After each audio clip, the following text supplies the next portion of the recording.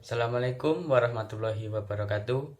Sebelumnya perkenalkan, nama saya Aan Eviananda. Saya dari jurusan Teknik Informatika Universitas Pembangunan Veteran Jawa Timur angkatan 2019. Baiklah teman-teman, di sini saya akan membuat tutorial bagaimana cara membuat program untuk menghitung keliling lingkaran, menghitung luas jajar genjang, menggunakan tipe data struct pada bahasa C, dan yang terakhir yaitu menentukan nilai maksimal dari 3 bilangan yang akan diinputkan oleh user. Baiklah, langsung saja kita membuat programnya. Oke, di sini kita telah masuk kepada tampilan layar laptop saya, dan sama seperti yang telah saya katakan di awal perkenalan tadi, bahwa di sini kita akan membahas mengenai bagaimana cara membuat program untuk menghitung keliling lingkaran, menghitung luas jajar genjang, menggunakan tipe data struct, dan mencari nilai maksimal dari inputan user. Di sini telah ada beberapa program, kurang lebihnya ada 5 yang telah saya buat sebelumnya. Dari kelima program ini akan saya bagi menjadi 3 topik pembahasan. Yang pertama, penggunaan operator pada bahasa C, yaitu tentang keliling lingkaran dan luas jajar genjang. Ini akan menjadi topik pembahasan yang pertama. Yang kedua adalah penggunaan tipe data struct, dan yang terakhir adalah bagaimana mencari nilai maksimal dari inputan user. Pada pembahasan pertama, kita akan membahas mengenai bagaimana program untuk menghitung keliling lingkaran dan menghitung luas jajar genjang. Langkah pertama, ketika kita menuliskan sebuah kode program, yaitu tuliskan terlebih dahulu sebuah library untuk program tersebut. Karena di sini kita menggunakan fungsi input dan output, maka library yang akan kita gunakan adalah stdio, atau lebih lengkapnya yaitu include stdio, yang memfasilitasi dari fungsi printf dan scanf itu sendiri. Nah, di bawah dari library ini ada sebuah komentar yang bisa kita tuliskan menggunakan tanda slash 2 kali, dan pada nantinya pada saat program ini di-run, komentar ini tidak akan dibaca oleh compiler ya. Nah, setelah kita menuliskan library, selanjutnya kita harus mendeklarasikan variabel dan tipe data. Pada program ini, tipe data yang kita gunakan adalah tipe data float, dan variabel yang kita gunakan adalah R untuk jari-jari, dan keliling ini untuk menampilkan nanti hasil dari keliling lingkaran. Dan ini yang penting juga, yaitu P ini bisa kita masukkan sebagai konstanta ya, karena nilai dari P itu tetap tidak berubah-ubah. Selanjutnya ini ada title dari program. Misalkan kita menuliskan program untuk menghitung keliling lingkaran, nanti title ini akan muncul di paling atas dari konsol. Selanjutnya ini ada fungsi output yaitu printf, masukkan nilai jari-jari. Nah, ini nanti user akan diminta untuk memasukkan jari-jari di konsol dari fungsi input yaitu scanf ini. Di bawahnya ada proses, yaitu rumus dari keliling lingkaran 2 kali Pi kali R. Nah, nanti ini yang menentukan bagaimana hasil dari keliling lingkaran itu. Yang terakhir ada fungsi output lagi, yaitu untuk menampilkan hasil dari keliling lingkaran. Langsung saja kita coba untuk merun atau menjalankan program ini. Bisa memencet icon compile dan run, dan juga bisa Ctrl F11 ya. Nah, di sini seperti yang saya sebutkan sebelumnya, ada title dari program yaitu program menghitung keliling lingkaran. Di sini user diminta untuk memasukkan nilai jari-jari. Misalkan saja kita memasukkan angka 9 dan kita enter.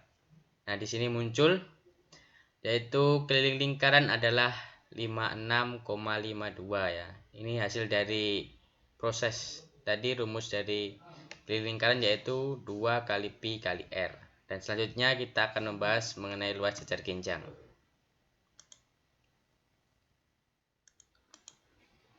Ya, yang kedua kita akan membuat program menghitung luas jajar genjang.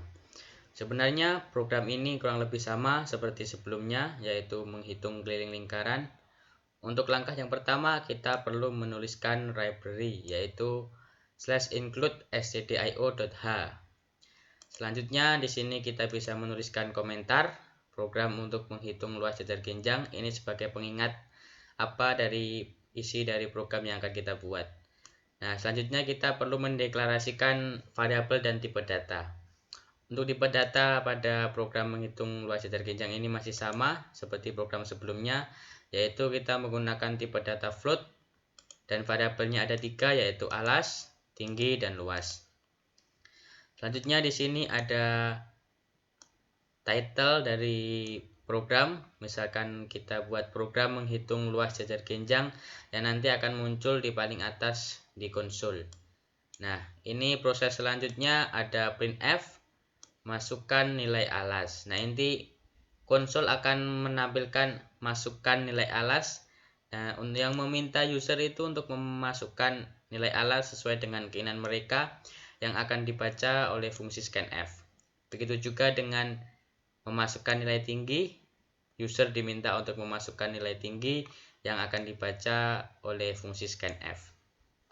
Selanjutnya di sini ada proses atau algoritma yang paling penting, yaitu rumus dari luas jajar genjang adalah alas dikali tinggi.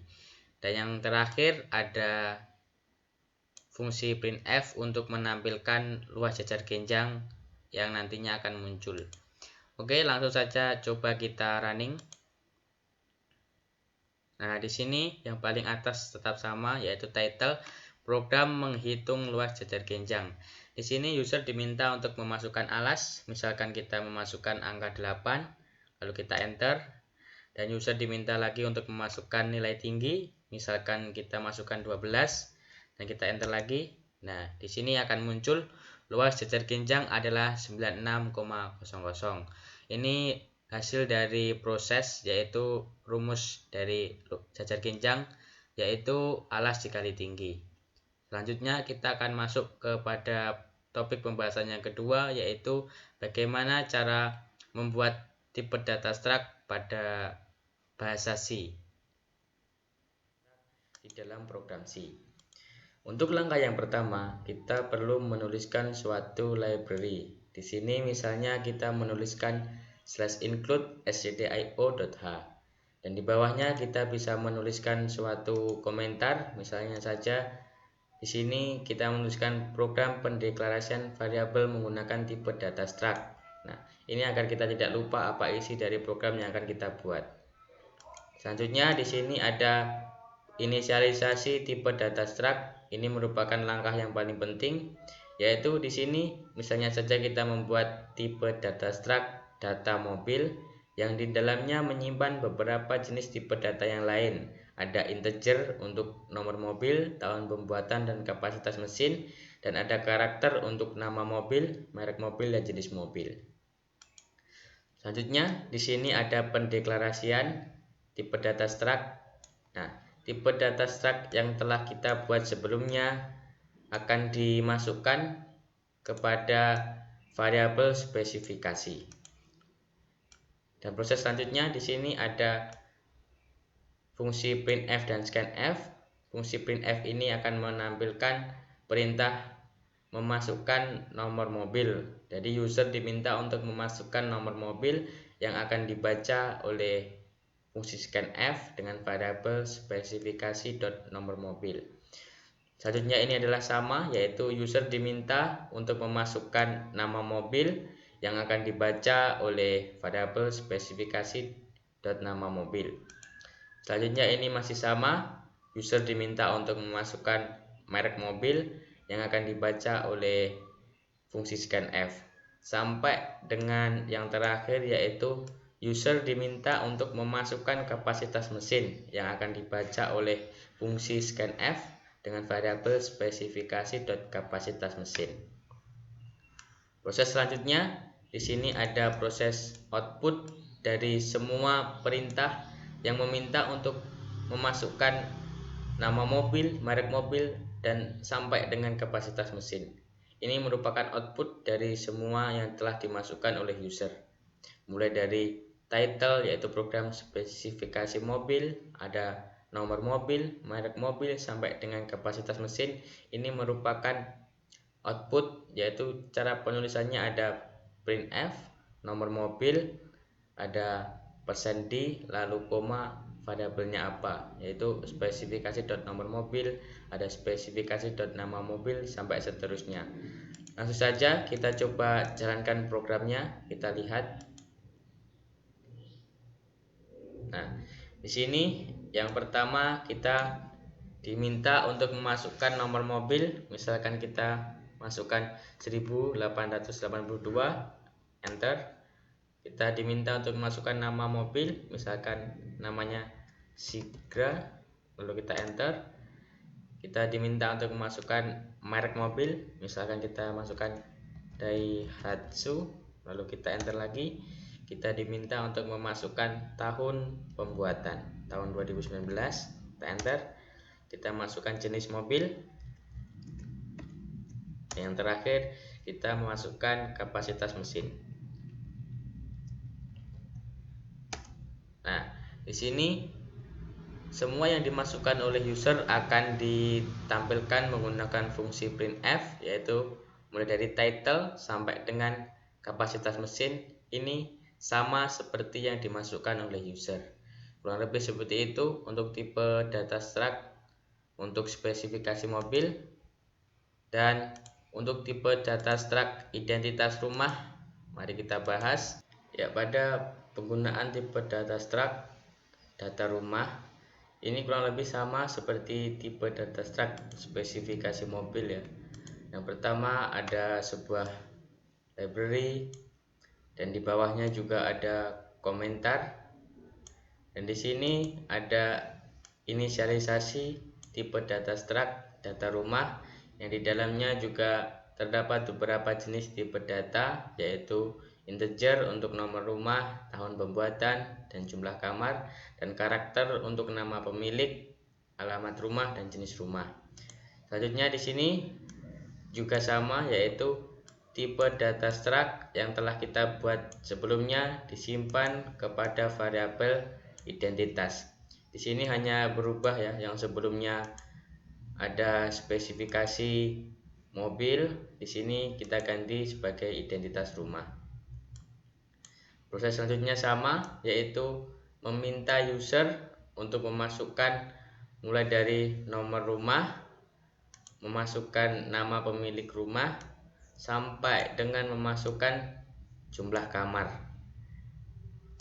Dan proses yang terakhir yaitu tetap sama. Di sini adalah fungsi printf untuk menampilkan semua inputan yang dilakukan oleh user. Di sini mulai dari nomor rumah sampai dengan jumlah kamar. Langsung saja coba kita jalankan programnya. Nah, di sini misalkan saja kita masukkan nomor rumah, yaitu nomor 33, kita enter. Nama pemilik rumah misalkan kita masukkan Aan, lalu kita enter. Alamat rumah kita tulis Rungkut, lalu kita enter. Tahun pembuatan rumah misalkan tahun 2020, kita enter. Jenis rumah misalkan kita tuliskan modern, kita enter.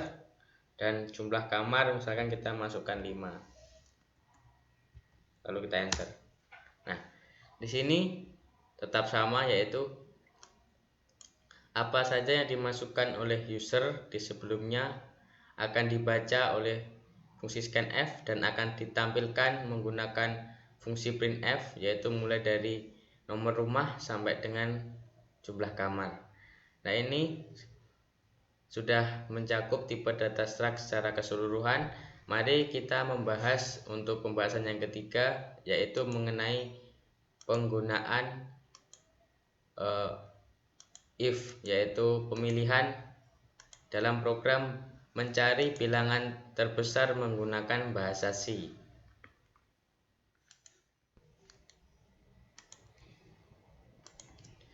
Pada pembahasan yang ketiga, kita akan belajar bagaimana cara menentukan nilai terbesar dari ketiga bilangan yang akan diinputkan oleh user. Langkah yang pertama yang harus kita lakukan seperti biasa, yaitu kita perlu menuliskan sebuah library. Di sini saya menuliskan dua. Yang pertama ada include stdio untuk printf dan scanf, dan include stdlib yang bisa kita gunakan untuk operator aritmatik. Di bawahnya ini ada sebuah komentar yang membantu mengingatkan kita apa isi dari program kita. Selanjutnya ada deklarasi tipe data dan variabel. Di sini kita menggunakan tipe data float dan variabelnya itu sendiri ada tiga, ada bilangan pertama, bilangan kedua, dan bilangan ketiga. Proses selanjutnya kita perlu membuat sebuah title atau judul. Misalnya di sini saya membuat title program menentukan nilai terbesar. Proses selanjutnya di sini ada fungsi printf dan scanf. Fungsi printf ini berfungsi untuk membuat tampilan masukkan bilangan pertama pada konsol yang meminta user untuk memasukkan bilangan pertama sesuai dengan keinginan mereka melalui keyboard dan nanti akan dibaca oleh fungsi scanf. Begitu pula dengan bilangan yang kedua dan bilangan yang ketiga. Jadi user diminta untuk memasukkan bilangan pertama, bilangan kedua, dan bilangan ketiga sesuai dengan keinginan mereka. Proses selanjutnya di sini adalah proses yang paling penting, yaitu kita menggunakan prinsip if ataupun pemilihan.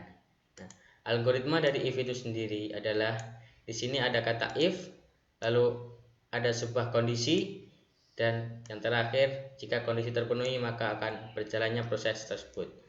Nah, di sini misal jika bilangan ke-1 lebih besar daripada bilangan kedua dan bilangan ke-1 lebih besar daripada bilangan ketiga, maka proses selanjutnya sudah tentu bilangan terbesar adalah bilangan pertama. Jika tidak, else if bilangan kedua lebih besar daripada bilangan pertama dan bilangan kedua lebih besar daripada bilangan ketiga, maka output yang keluar adalah bilangan terbesar adalah bilangan yang kedua. Dan yang terakhir, jika tidak, bilangan yang ketiga lebih besar daripada bilangan pertama dan bilangan ketiga lebih besar daripada bilangan yang kedua, maka output yang keluar sudah tentu bilangan terbesar adalah bilangan ketiga. Nah, jika ada suatu kondisi yang tidak memenuhi ketiga kondisi tersebut, maka akan terjadi error message. Nah, mungkin itu, dan langsung saja kita running bagaimana jalannya program yang saya jelaskan tadi. Nah, di sini user diminta untuk memasukkan bilangan yang pertama. Misalkan kita memasukkan angka 1000. Kita enter. Kita diminta untuk memasukkan bilangan kedua. Misalkan kita memasukkan 5000. Dan yang ketiga, kita diminta untuk memasukkan, misalkan kita memasukkan 200, lalu kita enter. Nah, maka akan secara otomatis muncul bilangan terbesar adalah bilangan 5000, yaitu bilangan yang kedua. Mungkin itu saja, semoga bermanfaat.